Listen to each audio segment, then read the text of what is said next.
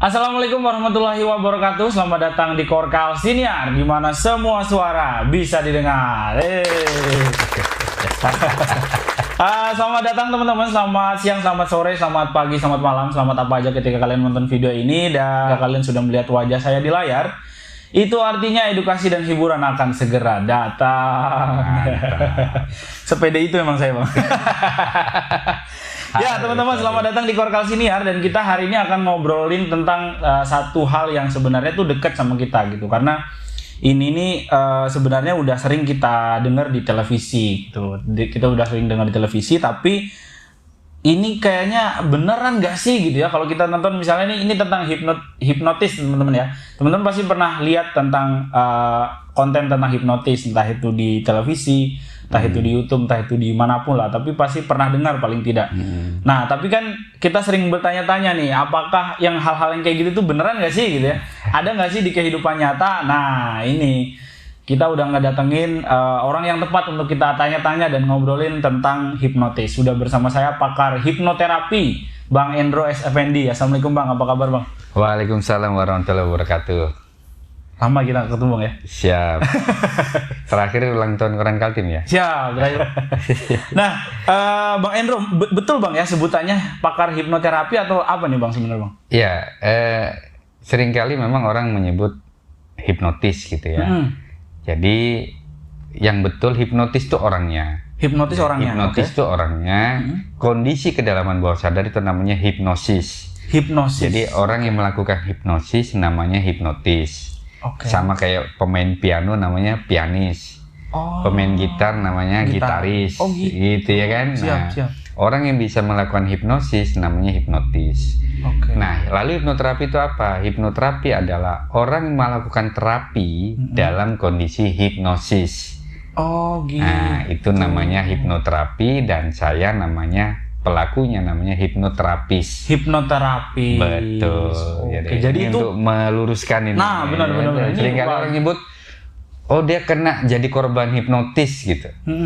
Jadi sebetulnya kalau kita melihat, ya itu kejahatan hipnotis itu orangnya, itu kan hipnotis itu orang. Tapi lebih tepat sebetulnya kalau yang terjadi selama ini di media itu sebenarnya gendam ya. Gendam. Benar. Sebetulnya gendam. Cuman karena semua udah nyebut kejahatan hipnotis, ya udahlah, mau nggak mau ya, sehingga terima aja dulu. Tapi di awal memang sebelum kita melakukan terapi ke klien, kita harus menjelaskan kepada klien bahwa seperti ini, bahwa ini hipnosis, pelakunya namanya hipnotis, yang akan kita lakukan namanya hipnoterapi, yaitu terapi dalam kondisi hipnosis. Dan kita namanya hipnoterapis. Mungkin gitu Bang Rusdi. Oke. Wah, ini baru mulai sudah ada ilmunya teman-teman ya. Kau catat itu ya, jangan lupa itu nanti di bawah. Nah, Bang Endro, ini kan kalau selain di berita-berita kriminal Bang ya, selain di berita-berita kriminal, kita sering dengar kata hipnotis itu di acara-acara hiburan gitu Bang. Nah, sama nggak Bang itu Bang? Yang begitu sama yang Abang kerjakan ya? Ya, jadi memang di dalam prakteknya hipnoterapi, hipnosis itu ada banyak ya. Nah, yang dilakukan oleh teman-teman di televisi itu adalah hypnostage. Hypnostage, hipnosis panggung. Jadi memang tujuannya untuk hiburan, tujuannya untuk lucu-lucuan gitu. Nah, terus biasanya bertanya nih, Pak Endro bisa nggak melakukan hal yang sama? Nah, itu dia. Bisa, cuman pertanyaannya untuk apa? Kan gitu. Karena kan saat kita melakukan hipnosis dengan orang, misalnya disuruh pegang sepatu, pura-pura telepon gitu kan, kita ngakak ketawa gitu kan, geli gitu, lucu gitu. Kita tidak sadar kita sedang merendahkan martabat orang lain. Itu kan kurang pas ya. Kita ketawa lucu tapi ada orang yang sedang kita tertawakan, dia sedang merendahkan martabat orang lain. Itu satu. Yang kedua, karena kami fokusnya di terapi, hipnoterapi klinis ya, yang membantu orang dalam hal pikiran dan emosinya. Kalau saya kemudian melakukan hipnosis terhadap Mas Rusdi dan orang lain nonton, besok-besok ada orang mau terapi, berani nggak kira-kira? Pasti takut. Entah digituin gitu. Padahal antara hipnosis dengan hipnoterapi klinis itu jauh berbeda. Aplikasinya nggak sama gitu. Oke. Nah, ini dia. Mungkin pertanyaan selanjutnya adalah kan tadi ada ya cabang ilmunya adalah Ya, gitu. ada. Tapi apakah kondisi yang terjadi di panggung itu, apakah memang orangnya kehilangan kesadaran atau gimana bang? Ya, jadi begini, setiap orang memang kesadaran kita itu bisa turun seketika, itu kalau dikagetin. Oke. Ya. Oke. Ada yang dikondisikan, ada yang dikagetin. Dikondisikan tuh begini, contoh dikondisikan yang tidak sengaja begini. Tadi, saya di luar ruangan ini, saat menunggu Bang Rusdi, kita sama menunggu, itu mengalunlah lagunya Sheila on 7. Oke, siap. Maka tidak sadar, saat ini masih berputar di kepala saya nih. Oh, alam bawah sadar itu. Bang. Iya, itu masih main di sini. Saya harus matikan, coba matikan dulu. Oh iya. Gitu ya. Oke. Siap. Nah, kadang dalam acara-acara reality show seperti mentalis, lah hipnoterapis gitu, kayak Romy Rafael dan sebagainya, penonton sudah dikondisikan dari awal, dari mulai warna, dari mulai musik, sehingga akan mengarah ke sana. Oke. Nah, itu sudah dikondisikan dari awal.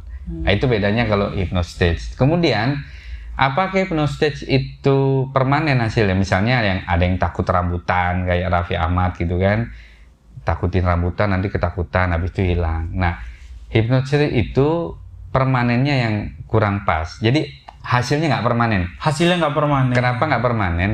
Karena memang dilakukan di kedalaman light trance. Light trance. Jadi gini, kalau misalnya tidur itu kita anggap ini sadar nih 0 nih, kita bikin skala 0, tidur itu kedalamannya 40. Oke.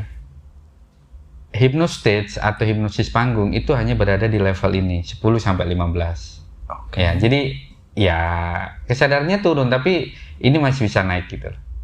Sementara hipnoterapi klinis itu bekerja di 10 level di atas tidur.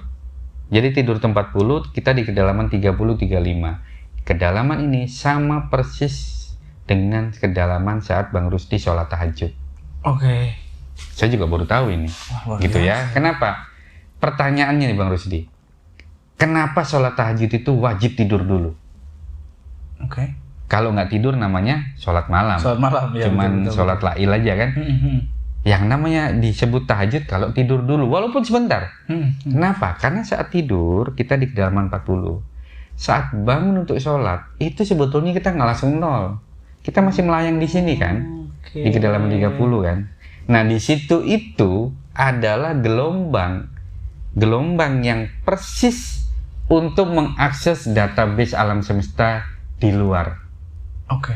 Wah. Diminta tidak diminta, Bang Rusdi tiba-tiba muncul gambar video yang dulu-dulu. Oh iya, aku pernah begini, ya Allah ampun ya Allah. Itu kan nggak diminta tuh, Iya, tapi iya. otomatis Muncul. karena inilah kedalaman untuk mengakses database alam semesta. Oke. Dan itu ada di luar sana. Nah, hipnoterapi klinis bekerja secara sengaja diturunkan di kedalaman ini untuk mengakses sesuatu yang presisi dibutuhkan.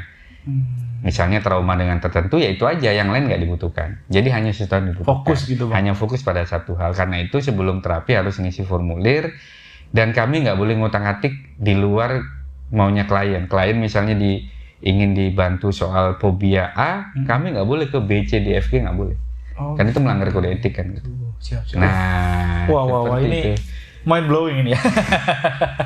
Ini luar biasa loh. Ini mungkin juga salah satu alasan Bang ya kenapa kalau malam-malam kita sering overthinking Bang ya. Betul. Kenapa kalau yang teman-teman halu, teman-teman yang pikirannya lagi kosong, ngeblank, tiba-tiba mudah sekali dimasukin, ya itu yang terjadi. Karena kedalaman itu adalah kedalaman alam semesta. Kan sering nggak? Sekarang saya tanya deh Bang Rusdi. Pikiran kita ada di mana? Letak pikiran kita ada di mana? Secara simbolik ada di sini Bang. Simboliknya Bang. Ini adalah otak. Oke. Pikiran kita di mana?